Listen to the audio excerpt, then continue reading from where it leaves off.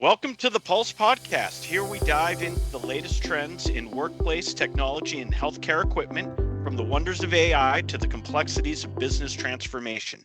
I'm your host, Jason Shea, Channel Sales Manager for the Tech Solutions Organization at DLL. And today we have a special guest, Rob Magee, the Channel Program Manager here at DLL. Rob, it's great to have you here. Tell us a little bit about yourself. Oh, thank you, Jason. I appreciate you having me on. I'm excited to for the opportunity. Yeah, I kind of stumbled my way into equipment finance and vendor finance through the lens of a customer. I was in IT for 15 years, and we actually had a emergency budget problem that we had to solve. We needed new products, and we didn't have the budget to do it. And I found out about equipment financing and payment solutions and how you can acquire technology outside of normal avenues, which led me to further questions with our team here at DLL. And I built some relationships within the business teams here at DLL, and been working in equipment finance in the business unit for the last 6 years now. Wow. You've had quite the background in IT. So based on your IT background, what are some of the recent trends you're seeing in the tech marketplace? Yeah, I think that the trends that we've seen are really different ways to pay, and also a transformation from a traditional hardware space that we all knew and loved, where we had large data centers with a lot of hardware in it. And financing was really about that hardware. How do we make sure that companies have the most relevant technology? How can they get the latest technology, not avoid technology obsolescence? And what we've seen the market evolving into is more of a software-based infrastructure. So Cisco made this announcement through Chuck Robbins a few years back that they saw that they were going to move from a hardware company to a software company.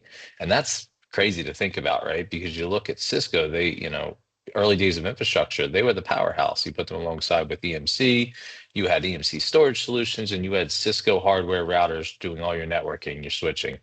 So that transformation was, people heard that and said that can't be possible, right? But we've seen it. It's come to fruition that you're seeing more software-defined networking. You're seeing AWS and Azure and technologies like this, where you're really consuming the products that you need instead of buying them and putting them in a physical data center. So with those trends, you have to think about how does financing play into that and how's that different? And that's really the problems that we've been solving here at DLL. Interesting. That's really interesting, Rob.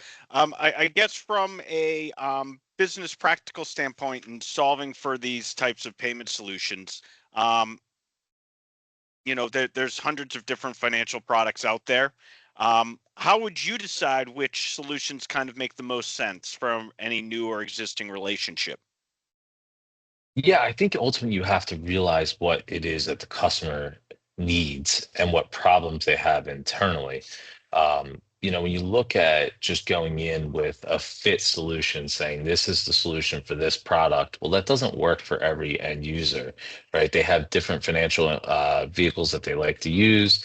They have different reasons for decision making. And you can go at them like a cheesecake factory with a menu that has 15 pages and throw everything at them, but they're not going to understand that. You really need some kind of consultation on those services to understand what the best product is. And that's where, through our experience, we've seen that. I mean, I know you have a lot of experience here as well. I'd be curious to hear kind of how you've seen the same problem. Yeah, it's funny you mentioned that, Rob. I actually had an experience just in the last week or so. I was talking with one of our longtime customers. We've been going back and forth on a couple of different opportunities. And one of the challenges they brought forward was they were really looking for an embedded terms product. Really what they were looking for was to streamline the signature process, and what they thought they wanted was an embedded terms product, which we do have. So we do have the ability in which we can embed financing terms into the reseller's quote, so the customer can just go ahead and sign that and enter into the payment plan that way. However, as we got talking about what they were actually looking for, their clients were actually global in nature. And while they thought they needed something that helped streamline the process, from a signature standpoint. What they really were looking for was the process and the ability to work with companies in country in each of their locations. And so, as we got talking about what their actual problem was, it actually led the conversation into a global lease agreement so that the company could make their decision making purchases in country, pay in country currency, and yet be able to work with the partner throughout the globe. So what they thought was actually what they were looking for really wasn't. And as we talked about the situation, talked about their challenges, their needs, their goals, and the opportunities they had with the customer, through that collaborative approach, it kind of allowed us to come up with the actual solution that they needed, not the solution they thought they needed.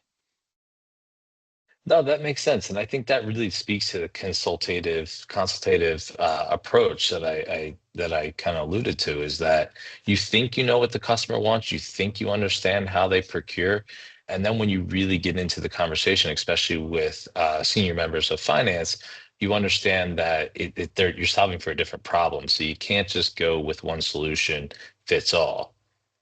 Speaking of global relationships, in technology, the world continues to get smaller and more connected. As DLL is the world's largest global vendor finance company, what are some common themes you've seen from global customers as they navigate global financing? Yeah, it's ironic that you really were just talking about that customer story, and I think it relates exactly to this question.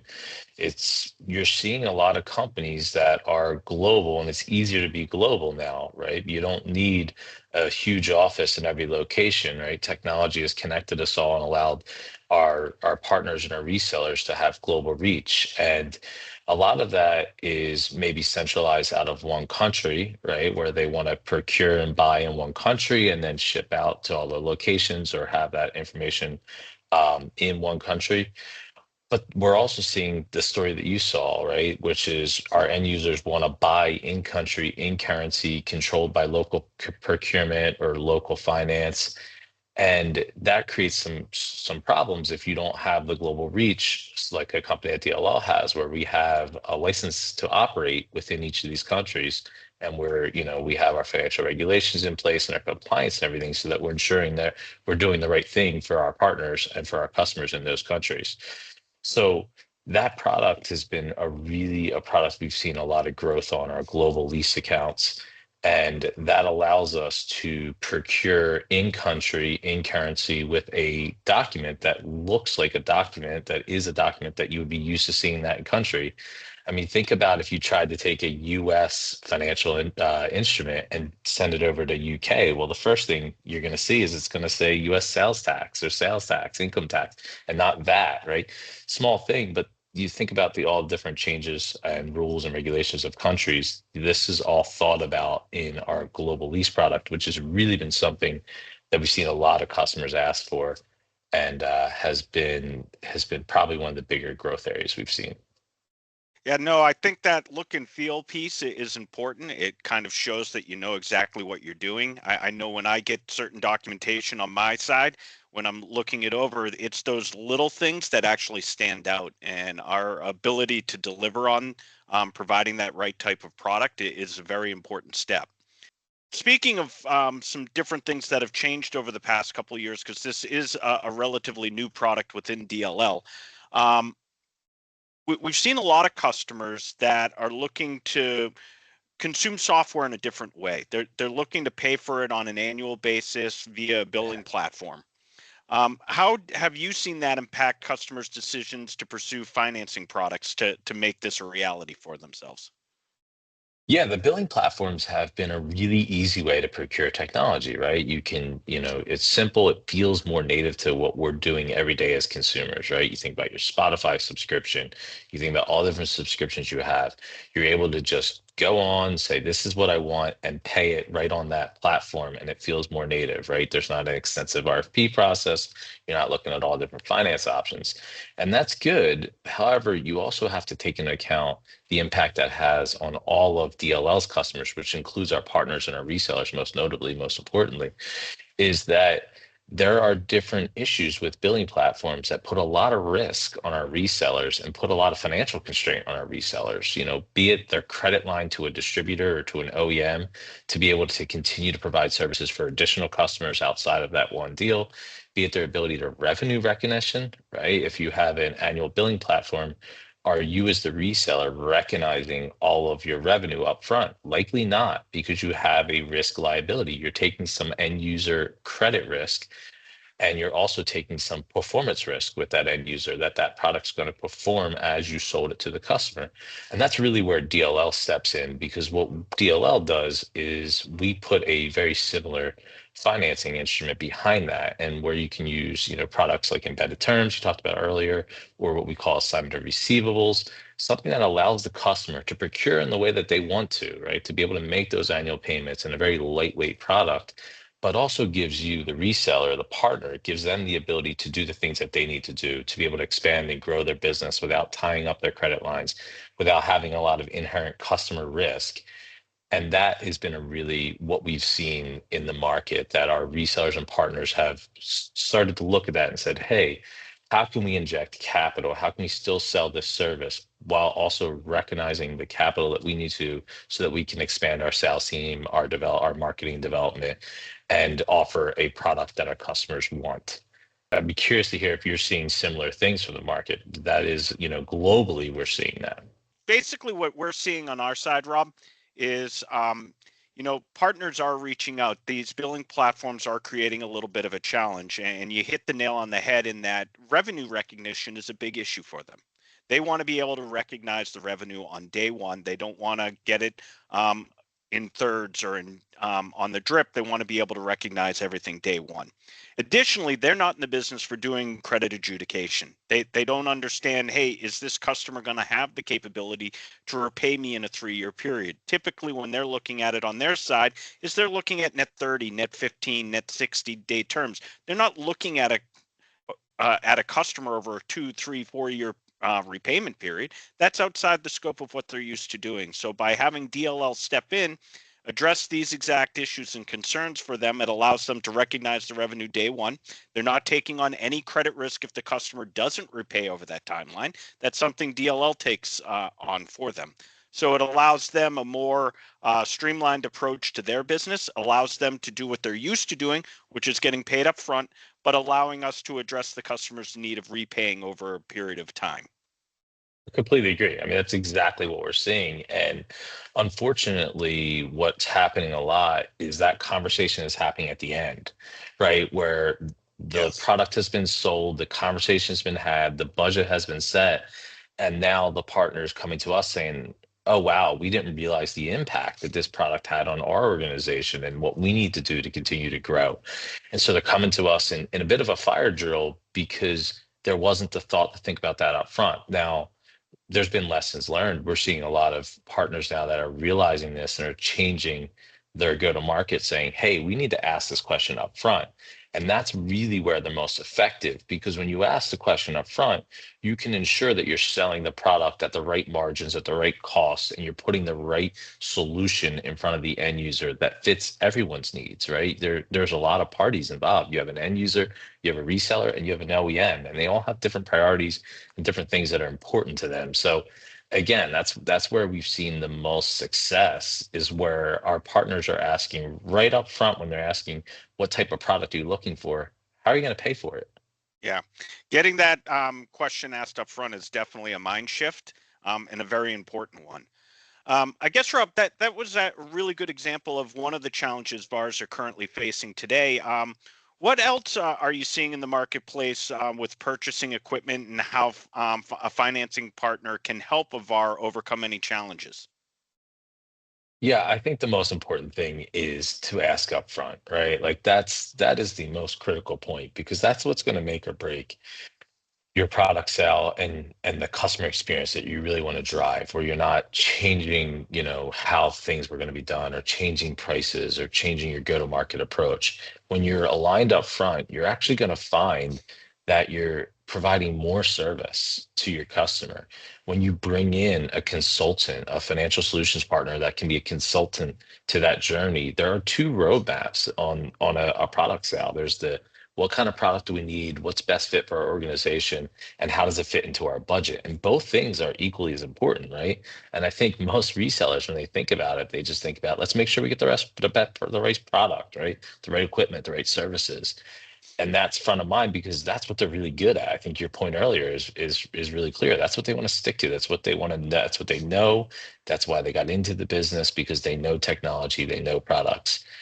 Where a financial solutions partner can help is to be that second piece to guide the customer journey through a financial, how they're going to pay for it, right? Through how they're going to acquire that technology, be it cash, be it financing, be it a billing platform. You have consult consultants that can help drive that decision through a financial solutions partner. Yeah, it's a very important conversation to have. It's you while you're going through that technology sell, you want them, we're all being asked to do more with less. And when you're having these types of conversations with the director of IT or one of the IT admins, they're hearing that message. I'm being Yeah, told I have to do more with less. And here we are coming in as a reseller talking with them about, hey, I've got all these great products that are going to do this for you and that for you. And you want to know what's flashing through the customer's head is they're seeing all these different dollar signs. And they're like, yeah, whoa, whoa, dollar signs. That is not a good thing. I'm got to do more with less. yeah, And yep, dollar signs are bad. And by getting these types of conversations early on in the process and talking about budget, you can now start coming up with financial solutions as well that will empower the IT admin to raise their hand and say, hey, we have a business case here, not only from an IT perspective, why this is going to help drive value for the business, but we also have come up with a plan of how we're actually going to pay for it as well. And in order to make that a successful conversation, you have to have them at the same exact time. Because otherwise, the easiest way for the customer to get you off the phone is to say, I have no budget. But nine yeah, times out of 10, it's not budget that's the issue. It's their challenges. They're actually struggling with some of the aspects of the technology, but they're afraid to ask the questions. So yeah. if we can help you take the budget off the table, you can actually get to the challenges of what's actually driving the IT discussion and hesitancy. So there's a lot of different things we can do there to help the customer out. Yeah, I mean, if you look, it's inherently in the name, value added reseller. So we know that our resellers are adding value, a lot of value in technology and those decisions. Where else can you add value? How do you differentiate from your competitors, right? From that are offering similar solutions and different levels of service. And one of those areas to add value is to bring in the financial consultation, right? To really understand what is your budget? How does this fit within your budget? Outside of just today or tomorrow, but for the next 3 years, what does that look like? And what do you need to acquire? What challenges are you up against? Where are you trying to expand? And I'd really challenge some of our resellers to think about that and to say, hey, I have an RFP with a lot of questions about the technology. Does it do this? Does it do that? Does it need to do this? You should have the same thought process around a finance conversation. What countries are they in? Can we service them in that countries? Can we bill and collect in that country? Do we have a presence there that we feel that we have enough people to resource and staff that country from a finance, from a financial vehicle, within in country currency and other aspects like that. So it's important when you ask that question, how are you going to pay for this? You think about those questions and you challenge your customer because that's why they're coming to you. They're looking to you to add that value. And that's where we've seen the the resellers that separate themselves from the pack is that they're really surrounding that whole conversation and adding value at every point of the conversation. Oh, that's a good point.